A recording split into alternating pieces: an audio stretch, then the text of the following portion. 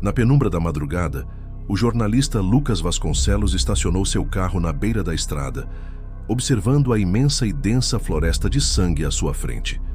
Conhecida por seu nome sinistro que evocava imagens de terror, a floresta carregava histórias que, por anos, alimentaram a imaginação dos moradores locais e assustaram os mais céticos.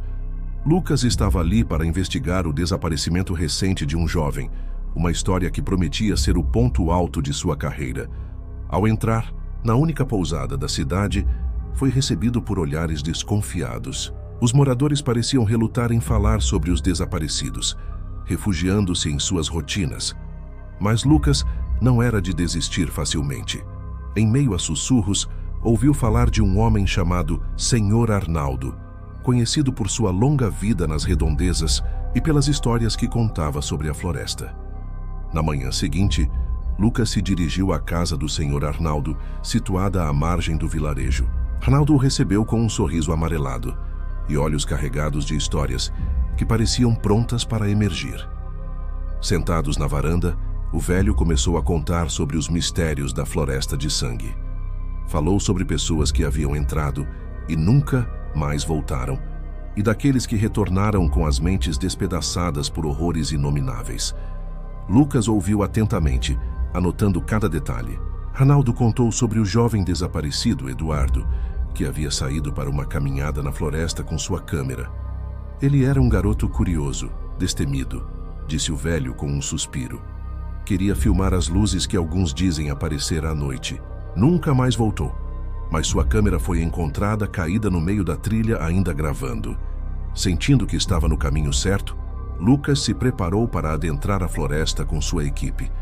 No dia seguinte, armados com lanternas e equipamentos de gravação, eles entraram na densa vegetação. O ar estava denso, quase palpável, e os sons da floresta eram ao mesmo tempo fascinantes e assustadores. Cada passo era uma imersão mais profunda no desconhecido.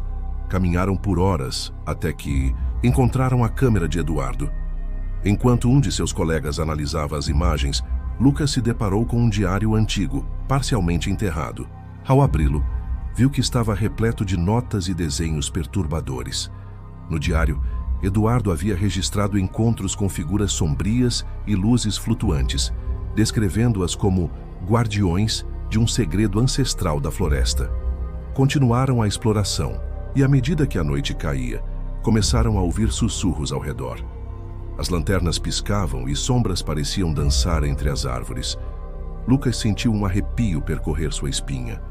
De repente, avistaram uma figura ao longe, envolta em uma luz etérea. Era uma visão que desafiava a lógica, e todos ficaram paralisados pelo medo e pela curiosidade. A figura desapareceu tão rapidamente quanto havia aparecido, deixando Lucas e sua equipe atordoados. Decidiram seguir o caminho de volta, mas parecia que a floresta havia mudado. Os caminhos antes conhecidos se tornaram labirintos, e uma sensação de desorientação tomou conta de todos. Por um momento, Lucas achou que estavam condenados a vagar pela eternidade. Por fim, conseguiram sair da floresta, exaustos e abalados. Regressaram ao vilarejo, onde Lucas escreveu um artigo detalhando a jornada. A matéria causou um alvoroço, atraindo curiosos e especialistas para a floresta de sangue. No entanto, Lucas sabia que havia mais segredos ocultos nas sombras daquela floresta. Mesmo após a publicação, Lucas não conseguiu esquecer os eventos daquela noite. As imagens e os sussurros ainda assombravam seus sonhos. Decidiu voltar à floresta de sangue, não apenas como jornalista, mas como alguém em busca de respostas para suas próprias perguntas. Reuniu uma nova equipe, mais preparada e determinada a descobrir a verdade por trás dos mistérios que assombravam a floresta. A segunda expedição foi ainda mais desafiadora. Encontraram antigos símbolos gravados em árvores e pedras, parecendo fazer parte de um antigo ritual de proteção ou maldição. Sentiram a presença constante de algo que os observava, uma energia que permeava o lugar. Numa clareira oculta, descobriram um altar cerimonial, com inscrições que revelavam a existência de um pacto entre os primeiros habitantes da região e entidades de outra dimensão. Lucas e sua equipe foram abordados, por figuras encapuzadas, que lhes revelaram ser guardiões do segredo milenar. Explicaram que a Floresta de Sangue era um portal para outras realidades e que os desaparecimentos eram sacrifícios necessários para manter o equilíbrio entre os mundos. Lucas ficou horrorizado, mas compreendeu que havia muito mais em jogo do que poderia imaginar. Com as novas informações, Lucas voltou a escrever, revelando ao mundo a verdade sobre a Floresta de Sangue e os sacrifícios que mantinham o equilíbrio entre as dimensões. Sua história inspirou debates, pesquisas e expedições científicas, mas também trouxe um alerta sobre os perigos de mexer com forças que não compreendemos totalmente. Lucas se tornou uma figura respeitada e controversa, com um legado marcado pelo mistério e pelo desejo insaciável de desvendar o desconhecido. Naquela noite, como de costume, eu estava monitorando os monitores de segurança. Tudo parecia tranquilo, até que meu olhar foi atraído por um movimento em uma das telas. Uma figura esguia se movia lentamente nas sombras do estacionamento. Eu fixei os olhos na tela, tentando entender o que estava vendo. Meu coração começou a bater mais forte. Isso estava longe de ser uma noite comum. Enquanto eu observava, uma névoa espessa começou a envolver a figura, obscurecendo sua forma. De repente, a luz começou a falhar, piscando de maneira errática. Um frio intenso percorreu a sala de vigilância e meu monitor começou a chiar com estática. O que estava acontecendo não era algo que eu pudesse explicar racionalmente. A presença na tela parecia sentir que estava sendo observada e lentamente voltou sua cabeça em minha direção com olhos que queimavam através da escuridão. Aquele olhar parecia penetrar diretamente na minha alma e um calafrio percorreu minha espinha. Sentindo a necessidade de investigar, peguei minha lanterna e decidi sair da sala de vigilância para conferir o que estava acontecendo no estacionamento. Ao abrir a porta, fui recebido por um vento gelado que parecia sussurrar meu nome. Tremendo, desci as escadas e fui em direção ao local onde havia visto a figura. Quando cheguei ao estacionamento, não havia sinal de ninguém. A névoa que eu havia visto na tela parecia ter desaparecido, mas o ar ainda estava frio e pesado. Caminhei lentamente entre os carros, iluminando cada canto escuro com minha lanterna. De repente, ouvi um barulho estranho, como se algo estivesse arranhando o chão atrás de mim. Virei-me rapidamente, mas não vi nada. Meu coração disparou e comecei a questionar se estava imaginando coisas. Continuando minha inspeção, encontrei algo que fez meu sangue gelar.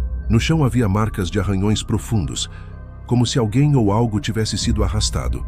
As marcas levavam até uma das saídas do estacionamento e senti uma compulsão irresistível de seguir aquele rastro. Com cada passo que dava, sentia uma presença sinistra me observando, e a sensação de estar sendo vigiado se intensificava. Ao chegar à saída, notei que as marcas de arranhões terminavam abruptamente, em um ponto onde o concreto parecia desgastado. Olhei ao redor, tentando encontrar alguma pista sobre o que poderia ter causado aquilo. De repente, ouvi um sussurro atrás de mim, tão baixo que mal podia entender. Virei-me rapidamente e vi uma sombra se esgueirando para dentro do prédio. Senti um misto de medo e curiosidade e decidi seguir a sombra. Entrando de volta no prédio, percebi que as luzes estavam piscando ainda mais intensamente. O corredor parecia mais longo e escuro do que antes, e a atmosfera estava carregada de tensão. Enquanto caminhava, a sombra se movia rapidamente de um canto para outro, como se estivesse brincando comigo. Seguia até uma sala trancada, que eu sabia que não deveria estar aberta àquela hora da noite. Com mãos trêmulas, usei minha chave para abrir a porta e entrei na sala. Lá dentro, fui recebido por uma visão aterrorizante. No centro da sala, havia um altar improvisado, coberto de velas e símbolos estranhos desenhados no chão. Uma sensação de pavor tomou conta de mim, e percebi que estava lidando com algo muito além do meu entendimento. De repente, as velas se apagaram, e fui envolvido por uma escuridão total. Ouvi passos suaves ao meu redor, e senti uma mão gelada tocar meu ombro. Virei-me rapidamente, mas não havia ninguém lá.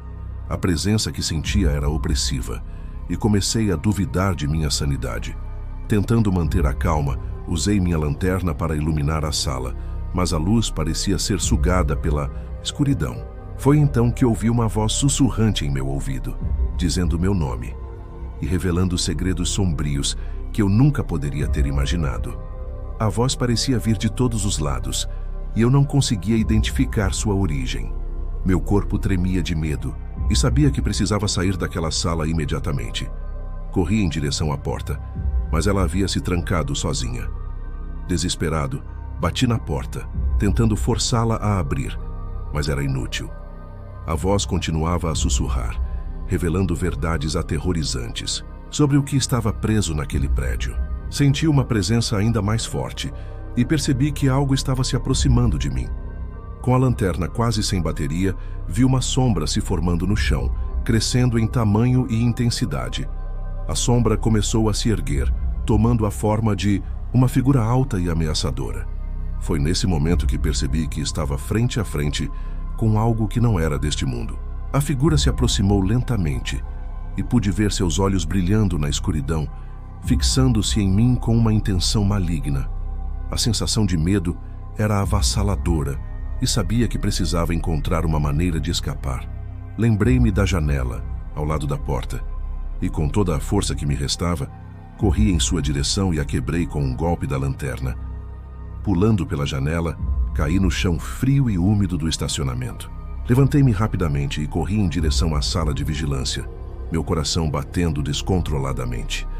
Quando cheguei lá, tranquei a porta atrás de mim e me joguei na cadeira, tentando recuperar o fôlego. Olhei para os monitores, mas a figura havia desaparecido. A calma parecia ter voltado, mas eu sabia que aquilo estava longe de acabar. Desde aquela noite, nunca mais fui o mesmo. As marcas de arranhões no estacionamento desapareceram, mas a sensação de ser vigiado nunca me abandonou. Toda vez que estou de plantão, sinto a presença daquela figura, e os sussurros ainda ecoam em minha mente.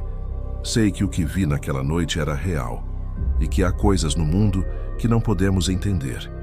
E enquanto eu viver, nunca esquecerei a noite em que as câmeras de segurança. Se você curtiu essa jornada aterrorizante, prepare-se para muito mais. Não perca nosso próximo vídeo, recheado de mistérios e arrepios. Enquanto isso, escolha entre os vídeos que aparecem na sua tela agora mesmo e continue se aventurando pelo desconhecido. Até a próxima, se você tiver coragem.